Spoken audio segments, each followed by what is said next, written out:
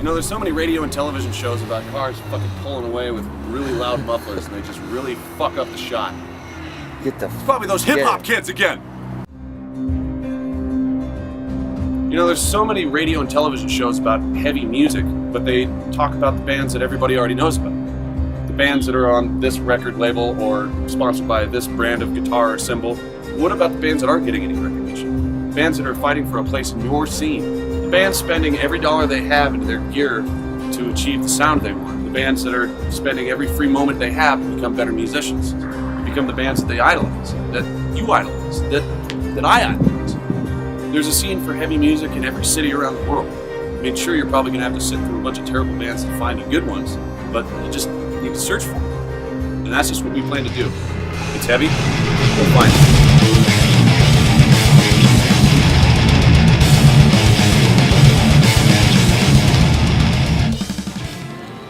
Once the ranch bowl closed, it seemed as if the spirit of music had left Omaha for good. The smell of what was a decaying sense of pride and talent had swept over our streets. The scene had become a desolate wasteland. Local music swept itself into a Mad Max movie, where you felt the only thing that could save it is a crazy Australian decked in leather wielding a shotgun. House shows were your only means of release for what seemed like an eternity. Practically everybody was giving up until one venue decided to take it upon themselves to do something about it. And that venue is the Hideout. Formerly known as Shea Riley's, this venue took it upon themselves to resurrect what was left of a beaten, bloody mess. Although the owners have changed, the passion for live music has not.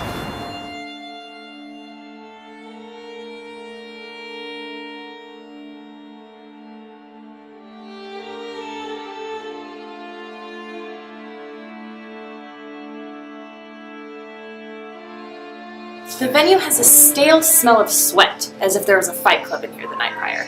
You feel like you've missed something beautiful, something warriors would cheers to after they've won a battle. But tonight, this place will erupt in an onslaught of unrelenting energy. The heavy, technical, and extremely fast Reaping Asmodea is in Omaha from Minneapolis, Minnesota, and we're here to watch them destroy this place with no mercy. This band has such dedication that they finished one of their Midwest tours without a vocalist.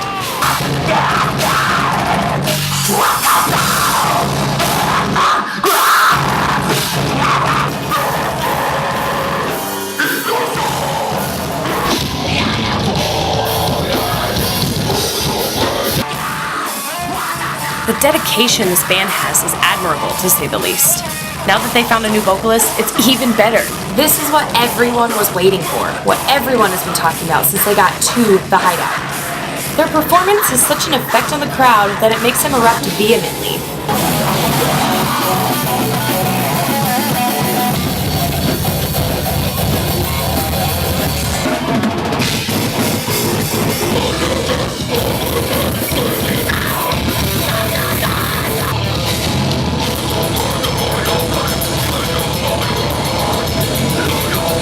I sit back and watch the pit as chaos ensues, arms flailing about as if someone has thrown a ragdoll into a blender. It's an amazing feeling seeing how many people are moved by the music. I also don't want to get hit in the face, so I keep my distance. These glasses aren't cheap, people.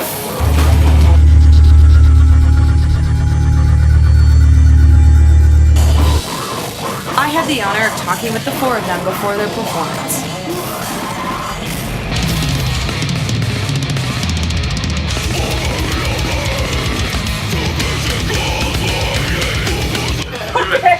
I'm excited! Alright, so on a roll. First question. How did you all meet? Us three were in another band. Jacob, Alex, and myself were in another band. And then Tim was just through friends. Friend of a friend. Yeah, I found out they were looking for a vocalist. Did they make you audition? Yeah. I didn't like him at first. Yeah. Really? Yeah, he just let me know that he I forgot. Yeah, you didn't actually. Yeah. How did this conversation go? It's alright, we're not drinking, I don't know. They're lost. I love them. Do I really? Okay. My superpower is the ability to cure osteoporosis in orca whales. I'm a dumbass, no question here. thought I would share. Oh, I thought you were going to ask what else. That's it? Yeah, alright, what are your superpowers?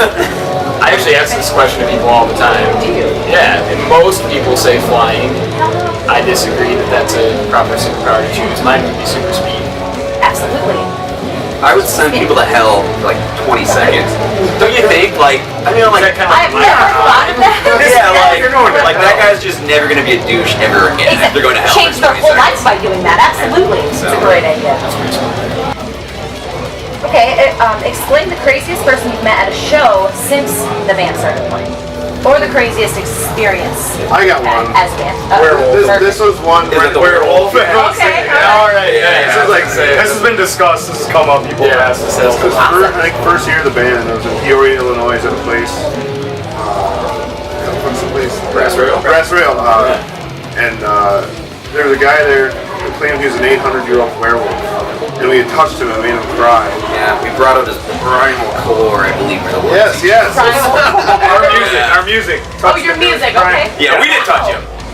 And he started punching our trailer Yeah, out of just like sheer, Like werewolf rage. Yeah. I haven't seen it stop him. Did he run off into the woods in the moonlight after that, or? He left a print in it, and to this day, in the right light, you can see a mob. Yeah. Oh, shit. Silence That's awesome. That's very cool. That's awesome. What was it like finishing a tour with us? He's like, I don't know. With that, those shows actually went super, super well. People were really, really receptive to us not having a singer. And that's because somebody just asked me about that, because there was people that were here tonight that had seen us when we did those couple shows out here. And the one thing that played benefit for us is that our music's kind of, it changes so often and it's so complex at times, where I think it let the music kind of stand for itself a little bit more, and people, it was one less distraction probably for people. It just was, with the type of music we play, it doesn't feel empty without vocals. The vocals just add more to it. So yeah, it felt okay to play. It definitely is better having vocals. Right. So that. Yeah, Complete, but Yeah. As much as some people wanted us to be an instrumental band, we're not an instrumental band. We always said it that. was just, that's time. we just weren't gonna cancel any plans that we already had, so Yeah. we didn't even question it, and it did bring out a different dynamic between us, because it was like, we're seriously gonna play these shows without a singer. It really pushed us harder to perform harder, which we really hold ourselves to a high standard between the three or four of us. But it was fun. It was a lot of fun.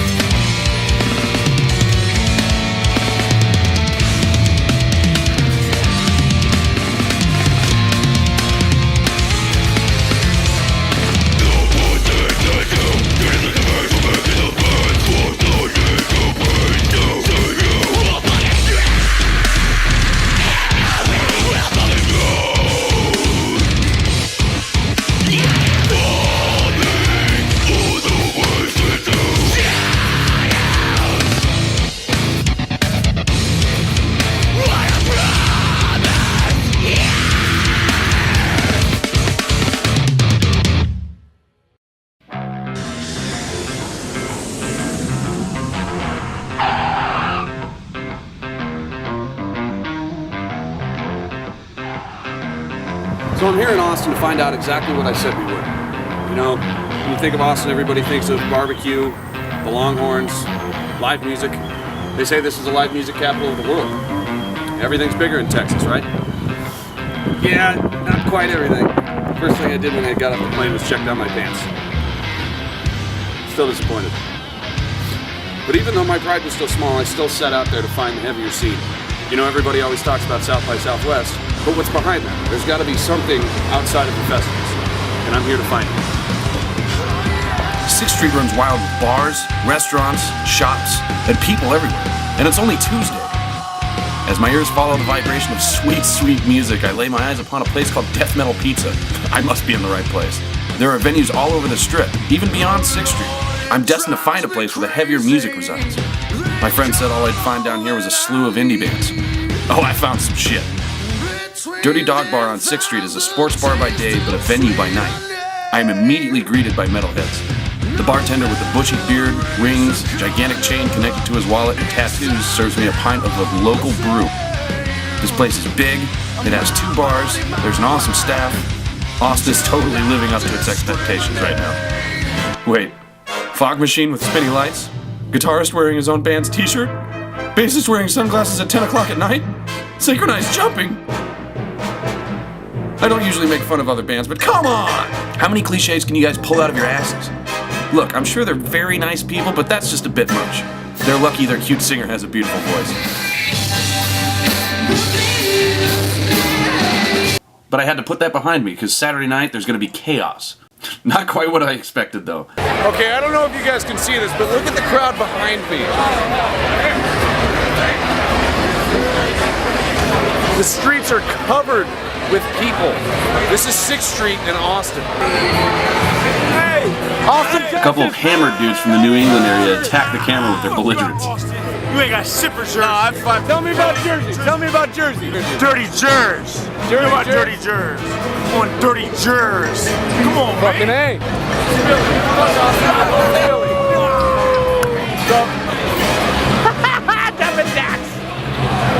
Show him Jersey. Show him fucking Jersey. To make up for this, I got video of chicks in pink tutus. They're pink. Hello, we have tutus on 6th Street. There's some butts. Pink skirt, pink skirt, pink skirt, pink skirt. Look at the pink skirt. Do you see the pink skirt? There's a pink skirt there. Them some butts. Them some butts. Them some butts. Them some butts. You get mad? Come see this guy. He'll fuck you up. A tragic setback from San Antonio is taking the stage and will light this place on fire with their powerful stage presence,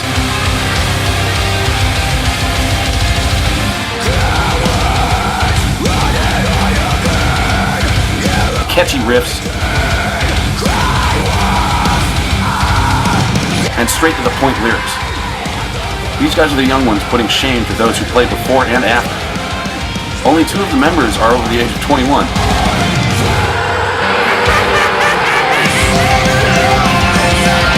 What I loved about them is the fact that Ethan can change his shirt at any given moment. Batman? Bruce Wayne. Batman! If they sound this good young, just imagine what masterpiece they will orchestrate in the future. It makes you envious of their skill, and I'm slightly upset I can't buy them shots after the set. Legally.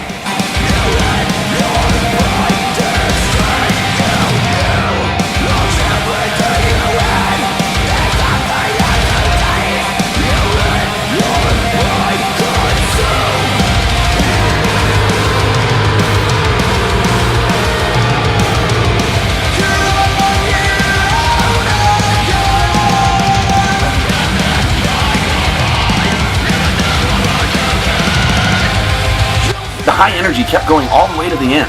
The show didn't seem scripted like I've seen a lot of younger bands do. Hell, even older bands. They realized that it's not about theatrics, it's about the music and how it moves you. If you feel your own music like that, the energy then feeds to the crowd, making them want to throw down as well. A Tragic Setback was fantastic at illustrating that very point. People are singing along, everyone is banging their head, the non-metalhead in the crowd is thoroughly enjoying herself.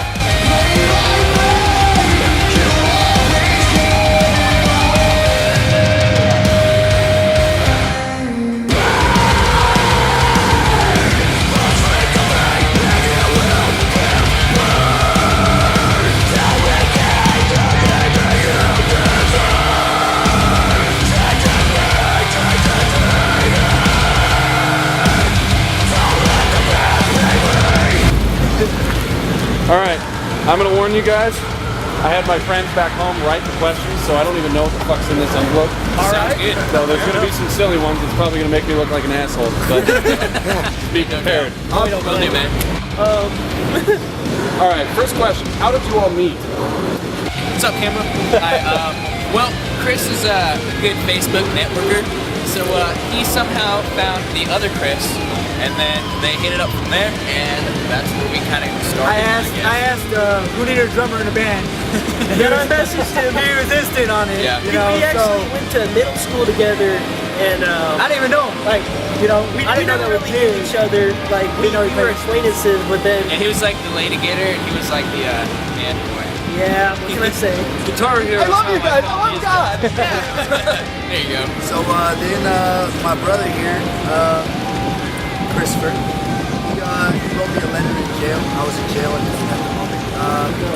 He actually wrote me a letter, and they asked they had vocalists before. Okay. And he was like, "Hey man, our vocalist isn't doing it." So they let him go, and Found somebody twice as good. They asked 8 times as good. They asked me. They were like, "Yo, you're getting out of jail in 2 weeks. Come Audition. audition." And I came for audition, and we wrote what 2 songs. Something like that. So Yeah, dude. Like first song we ever wrote, me and this kid right here. This kid biked all the way from like a city that's like 15-minute car ride down, and we wrote a whole song in 3 hours. So, My first audition, dude. Yeah. Wow. My first audition, I was coming in to make a audition for the band, not knowing that we're about to write a song. It's actually pretty much a That's some chemistry right there. yeah. You're just like, all right, we busted one out. There we go. Next one. Come on. Pretty much, like, 3-hour bike ride in the blazing hot sun on a summer day. And in case you don't know, me or myself and that kid are brothers, and these two are brothers. we're brothers, right? Oh, that's the only He's pretty much our brother. The white boy. we adopted this white boy over here. Yeah, we adopted him. Do you guys ever yell Caucasian overload? There's too many of them. I can't see. I'm blind. Okay. Like that face. If you could be any Disney princess, who would you be and why? Miley Cyrus. Oh shit. Oh, Me? That's not a princess. well, no, technically she was Disney, so that'd work. Snow White. I want the world to know. Snow White. I would definitely be Princess Jasmine because I want to ride on that magic carpet. Yeah. I like this. I want Good to. answer. Who doesn't want You to ride said on Snow that? White though. Why? You Snow got White, a thing for man. dwarves? Yeah, dude, look at his girl. She's like about that tall. This chick's adorable. You know? Shit. Yeah. So She's one of them. yeah, she's one of them. Yeah. She was. I think she might have been droopy. She's grumpy. And I feel like the reason why I want to be Snow White is because I feel like I've been played like how she was played to eat the apple. Yeah. I feel like I've been in the same situation to where someone can manipulate me to do something and me fail. Okay. So I feel myself being Snow White because I've been failed. Good answer. So There you go. I would say Nala from The Lion King, you know, because she's a motherfucking lion. She a princess? It's a Disney movie and she's a girl. No, she was a princess. Main princess of the. She came from royal blood. Yeah, she did. So yes, There you go. yeah, cool, man. If you could choose for anything to be different about your instrument, what would it be and why? Like what would you change about My the whole instrument drum you play? set. Yeah, Your whole no drum set? doubt. My whole like a drum drum set. set? That thing is My totally whole ghetto. drum set, dude. That's a damn good He's question. got like razor sharp cymbals because they've been played on so much. I feel like Racks and Yeah. shit on if it. somebody accidentally skid against me, I'm losing some flesh, man. I'm bleeding. So It's money, man. You gotta make it work. yeah, doubt. But we're here. But we're here, though. Believe me. Good ones. How do you handle mistakes during a performance? Oh shit. That's a good one. Well, we just go, we blow it off and keep going. yeah, you got it. You can't stop the show. You know, man. You know how can't many- stop. I've dropped my drumsticks a lot and played with my hands. See, we just Yeah. kind of like I played with my hands nonchalantly literally keep going. hitting because I did not want the show to stop. Like So, I've what broken you gotta strings do. playing, he's broken strings playing, he's dropped his sticks, broke sticks. I mean, you gotta just gotta cope with whatever happens. Unfortunately for me, like the input on my bass kind of messed up a little bit, so my bass goes in and out, mostly out the whole time. punch So it, punch it. I'm just, well, yeah, I just gotta hit it a Make lot, it work. and then other than that, I'm basically there for the show. This is a goofy one. All right. A penguin walks through the door Trevor. wearing a sombrero. That's What Trevor. does he say and why? Why is he there? Who says? It's definitely Trevor. Who says? Can I get a popsicle stick, please? Yes, please. Yeah. Please, can I get a popsicle stick? Because the ice on my beard is frozen and I need something to put in it. Yeah. That's it. Brilliant. oh my God. All right, thank you so much, That's guys. a good question, I know man. you guys got to load up, so I'll let you guys go. A tragic setback. Yeah.